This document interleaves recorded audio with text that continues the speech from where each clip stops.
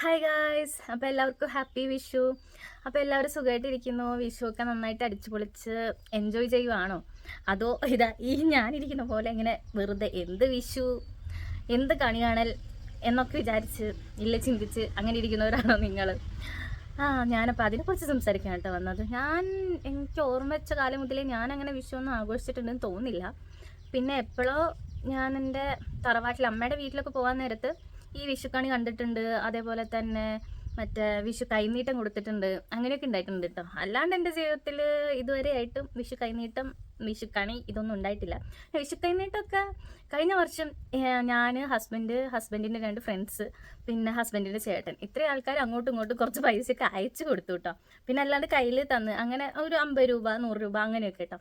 അതൊക്കെയാണ് എൻ്റെ ഓർമ്മയിലുള്ള വിഷു കൈനീട്ടം.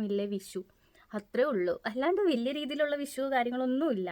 അപ്പം എന്നെപ്പോലെ ഇങ്ങനെ വിഷുവിന് വെറുതെ ഇരിക്കുന്ന ആൾക്കാരുണ്ടോ ഉണ്ടെങ്കിൽ എന്തെങ്കിലും കമൻറ്റ് ചെയ്യണം കേട്ടോ. വീട്ടിൽ നിന്നാണെങ്കിലോ ചോറും ചീരത്തോരനും മാത്രമേ ഉള്ളൂ ഇവിടെ. അപ്പം അങ്ങനെ വെറുതെ ഇരിക്കുന്ന ആൾക്കാരുണ്ടെങ്കിൽ കമൻറ്റ് ചെയ്യണം കേട്ടോ. അപ്പോൾ എല്ലാവർക്കും ഒന്നുകൂടെ ഹാപ്പി വിഷു. ടാറ്റാ.